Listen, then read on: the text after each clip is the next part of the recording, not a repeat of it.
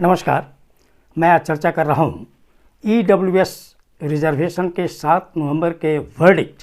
के संबंध में तमिलनाडु में हुए सर्वदलीय बैठक की। यद्यपि उस बैठक का AIADMK और बीजेपी ने बहिष्कार किया और वहाँ पे कांग्रेस पार्टी ने इसका समर्थन किया, लेकिन DMK सहित जो अन्य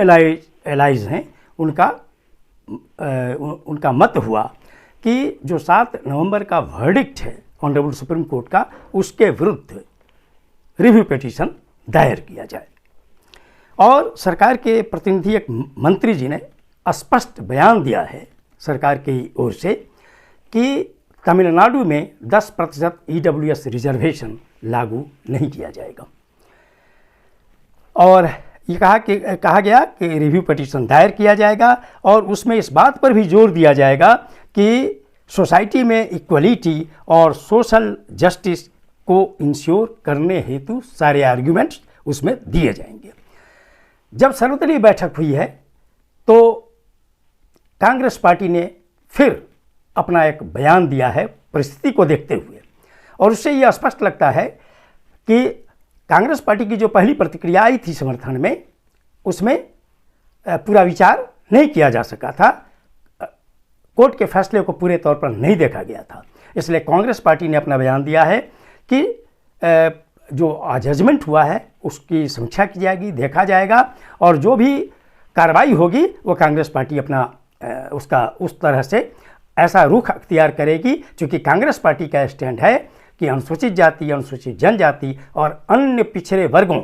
के रिजर्वेशन पर किसी भी तरह का आघात नहीं होना चाहिए। मैं तमिलनाडु के माननीय मुख्यमंत्री जी को धन्यवाद देता हूं और उनकी जो सहयोगी पार्टियां जो इस पक्ष में हैं कि रिव्यू पिटीशन तो दायर किया ही जाएगा, वे निश्चित तौर पर सामाजिक न्याय के साथ बोल्डली खड़े हैं। और इनका स्टैंड उस वक्त भी स्पष्ट हुआ था जब तमिलनाडु की सरकार और द्रविड़ मुनेत्र कझगम सहित कुछ अन्य पार्टियों के संघर्ष के कारण पिछड़े वर्गों को बहुत लंबे समय बाद नीट में ऑल इंडिया कोटा में रिजर्वेशन मिला था। तब भी भारत सरकार ने बिन मांगे EWS को रिजर्वेशन दिया था UG और PG कोर्सेस में। आज मैं अनुरोध करता हूँ सामाजिक न्याय की राजनीति करने वाले उन राजनीतिक दलों से जो सामाजिक न्याय की बात हमेशा करते हैं, फिर उन्हें ऊहापोह में अब रहने की ज़रूरत नहीं है, विशेषकर समाजवादी विचारधारा के नेताओं को, कि वक्त आ गया है कि आप सत्य के साथ खड़े होइए। डॉक्टर राम मनोहर लोहिया जी, डॉक्टर भीमराव अंबेडकर साहब, मान्यवर कांसीराम साहब, जननायक कर्पूरी ठाकुर के विचारों से आप आते हैं। छत्रपति साहू जी महाराज को याद करिए, ज्योतिबा फूले को याद कीजिए, उनके संघर्ष को याद कीजिए, और आप समीक्षा करिए इस जजमेंट की कि क्या यह संविधान में जो सोशली और एजुकेशनली बैकवर्डनेस की परिभाषा है, इसके आधार पर अभी जो निर्णय आया है तो 50% सीलिंग समाप्त हो, ताकि मध्य प्रदेश, छत्तीसगढ़ के जो मामले ऑनरेबल हाई कोर्ट के द्वारा स्टे किए हुए हैं, जो झारखंड सरकार ने निर्णय लिया है, ये अविलंब वहाँ पे, चूँकि वहाँ पर 27% से कम आरक्षण है, वो तुरंत वहाँ पर 27% तो तत्काल आरक्षण लागू होना चाहिए। और रिव्यू पिटीशन इस पॉइंट पर भी होना चाहिए कि इसमें स्पष्ट किया जाए उस वर्डिक्ट में कि 50% सीलिंग नहीं रहेगा। जो राज्य सरकारें आबादी के अनुसार और सरकारी नौकरियों और शिक्षण संस्थाओं में प्रतिनिधित्व के आधार पर अन्य पिछड़ा वर्गों, चूँकि SC ST को आबादी के अनुसार आरक्षण मिल रहा है, तो OBC को भी उनके आबादी के अनुसार और उनके प्रतिनिधित्व को देखते हुए उतने प्रतिशत का आरक्षण मिलना ही चाहिए। जब EWS को 10% आरक्षण बिना किसी डाटा के, बिना किसी आयोग के मिला, इसमें कभी कोई स्टे नहीं हुआ किसी कोर्ट से, और 2019 से लेकर अभी तक 3 वर्षों में अभी जजमेंट के पहले तक हजारों हजार बहालियां हो चुकी हैं EWS कोटे से, और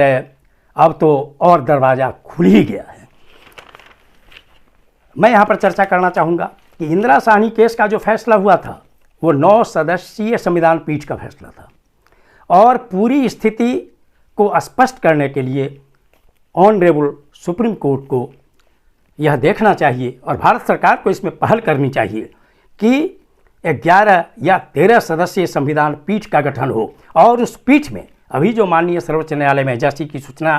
हम लोगों ने देखी कि अनुसूचित जाति से 2 ऑनरेबल जस्टिस हैं और ओबीसी से भी संभवतः 1 जस्टिस हैं, तो इन लोगों को भी उस संविधान पीठ में शामिल किया जाना सामाजिक न्याय के हित में होगा। और ये करके जो 11 या 13 सदस्य संविधान पीठ निर्णय करे उसमें सीलिंग का भी निर्णय हो और डाटा कलेक्शन, कास्ट सेंसस, ये सब की स्थिति को स्पष्ट किया जाए। मैं अनुरोध करूंगा सोशल जस्टिस से जुड़ी हुई पार्टियों, स्पेशली राष्ट्रीय Janata Dal, Janata Dal United, Janata Dal secular, Indian national लोक दल, राष्ट्रीय लोक दल, समाजवादी पार्टी, बहुजन समाजवादी पार्टी सहित अन्य जो भी हैं सोशल जस्टिस से जुड़ी हुई पार्टियां, उनको अपना स्टैंड करना चाहिए। रिव्यू पिटीशन के लिए तमिलनाडु सरकार के साथ खड़ा होना चाहिए, उनका सहयोग करना चाहिए ताकि हमारी आने वाली जो पीढ़ी है सामाजिक न्याय की, उन्हें न्याय मिल सके। और अभी ऐसी भी कार्रवाई भारत सरकार को करनी चाहिए कि ऐसा कानून बने और जो अन्य राज्यों में जो 60% से ऊपर होने जा रहा है, झारखंड, मध्य प्रदेश, छत्तीसगढ़, अगर आवश्यकता पड़े तो संविधान की 9वीं अनुसूची में इसके डालने की भी कार्रवाई भारत सरकार करे। साथ ही जो 10% EWS आरक्षण संविधान पीठ, जो बड़ी संविधान पीठ जो बाद में निर्णय ले, उससे पहले तत्काल जो अभी EWS का जजमेंट आया है, भारत सरकार को यह चाहिए कि अनुसूचित जाति, अनुसूचित जनजाति और अन्य पिछड़े वर्गों के भी लोग उस EWS कोटा से लाभान्वित हों और जो वैकेंसी सरकारी नौकरियों में हों या एडमिशन के मामले जो शिक्षण संस्थाओं में हों, वहाँ पहले अनरिजर्व्ड सीट मेरिट के अनुसार भरी जाए ऊपर से, उसके बाद EWS कोटे की 10% सीट बढ़ी जाए, उसके बाद अनुसूचित जाति, अनुसूचित जनजाति और अन्य पिछड़े वर्गों के सीट भरे जाएं। पुनः के सभी सामाजिक न्याय से जुड़े हुए दल निश्चित तौर पर रिव्यू पिटीशन दायर करें। वही नहीं,